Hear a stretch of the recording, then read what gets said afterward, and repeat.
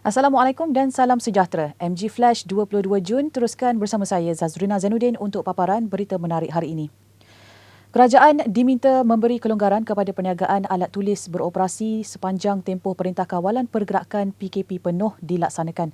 Timbalan Yang di-Pertua Persatuan Ibu Bapa dan Guru PIBG Sekolah Kebangsaan Wellesley Pulau Pinang, Mohamed Rizwan Abdul Ghafur berkata, operasi kedai alat tulis adalah penting susulan pengajaran dan pembelajaran di rumah PDPR sudah bermula ketika ini. Jelas Rizwan, pelajar, ibu bapa, malah guru dan penuntut universiti juga berdepan kesukaran untuk mendapatkan kelengkapan serta keperluan alat tulis untuk menyiapkan tugasan masing-masing. Katanya kepada Malaysia Gazette, kerajaan boleh mempertimbang cadangan supaya kebenaran operasi diberikan separuh hari atau 3 kali seminggu supaya pelajar boleh mendapatkan keperluan mereka. Media tempatan semalam melaporkan Timbalan Menteri Perdagangan Dalam Negeri dan Hal Ehwal Pengguna KPDN HEP, Datuk Rosul Wahid berkata, pihaknya sudah mengemukakan permohonan operasi kedai alat tulis kepada Majlis Keselamatan Negara MKN. Katanya KPDN HEP peka dengan aduan dan rungutan daripada guru dan ibu bapa yang berdepan kesukaran untuk mendapatkan kelengkapan serta keperluan alat tulis yang digunakan anak-anak dalam sesi pembelajaran sepanjang PKP 3.0 ini. Cadangan kerajaan untuk membeli 500 buah ambulans dengan sistem tekanan negatif, penapis HEPA dan lampu adalah satu pembaziran dan tidak membantu dalam menyelesaikan krisis pandemik COVID-19 di negara ini. Jawatan Kuasa Kesihatan Pakatan Harapan dalam satu kenyataan berkata, cadangan pembelian bernilai 300 juta ringgit itu mengundang spekulasi dan pelbagai persoalan.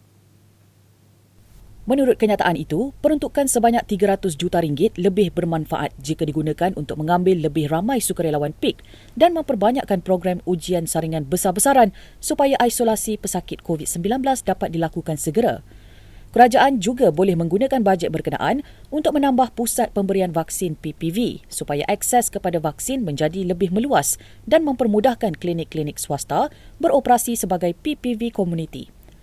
Klinik bergerak vaksinasi untuk penduduk kawasan pedalaman dan PPV pandu lalu bagi penduduk bandar dan pinggir bandar juga boleh ditambah. Jawatan kuasa itu juga mendesak supaya Menteri Kesihatan Datuk Seri Dr. Adham Baba menjawab beberapa persoalan seperti mengapa kementerian memulakan tender dalam keadaan tergesa-gesa dan apakah pelaksanaan tender secara terbuka atau rundingan terus. Berita seterusnya. Jabatan Siasatan dan Penguatkuasaan Trafik JSPT Selangor akan mengeluarkan saman ke atas pemandu sebuah kereta mewah yang tular menyalahgunakan lampu strop untuk mengelakkan kesesakan jalan raya. Dalam satu kenyataan, Ketua Jabatan Siasatan dan Penguatkuasaan Trafik JSPT Selangor, Superintenden Azman Syariat berkata, kertas siasatan telah dirujuk kepada Timbalan Pendakwa Raya dan arahan saman telah dikeluarkan. Beliau menjelaskan penggunaan strobe light adalah satu kesalahan di bawah Akta Pengangkutan Jalan 1987. Ianya termasuk di bawah Kaedah 24 Kaedah-Kaedah Kenderaan Motor Lalu Lintas Jalan 1959 iaitu hanya kenderaan polis, bomba, ambulans dan JPJ sahaja dibenarkan mendapatkan hak laluan.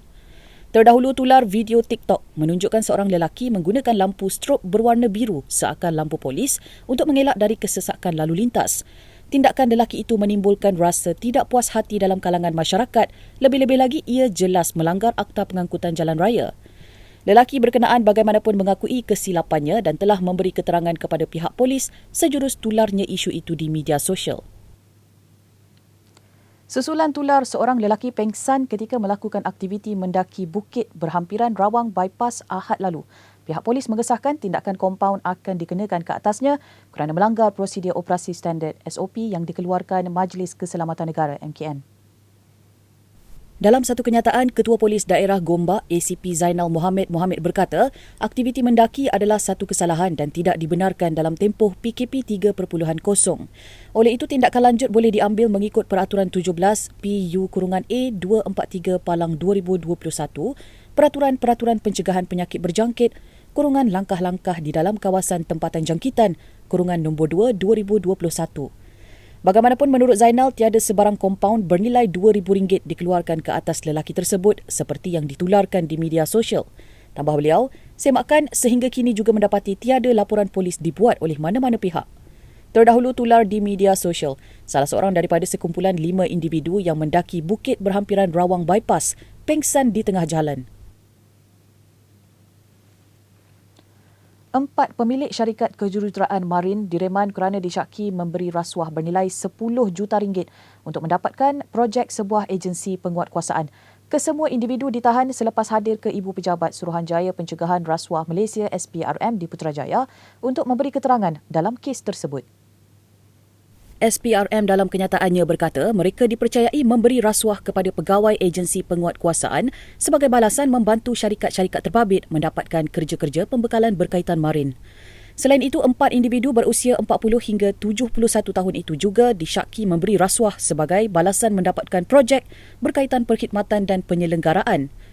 2 daripada mereka masing-masing seorang lelaki dan wanita direman selama 4 hari hingga Khamis ini, manakala 2 lagi direman sehingga esok. Kes disiasat di bawah Seksyen 17(A) Akta SPRM 2009 yang memperuntukkan denda tidak kurang 10 kali ganda daripada nilai suapan atau 1 juta ringgit mengikut mana-mana yang lebih tinggi atau dipenjara sehingga 20 tahun atau kedua-duanya sekali. Baik, dengan itu sekian dahulu MG Flash buat masa ini. Teruskan bersama kami untuk mengikuti perkembangan terkini dari semasa ke semasa di platform media sosial Malaysia Gazette di Facebook, Twitter, Instagram dan YouTube atau melalui portal di www.malaysiagazette.com. Assalamualaikum dan salam hormat.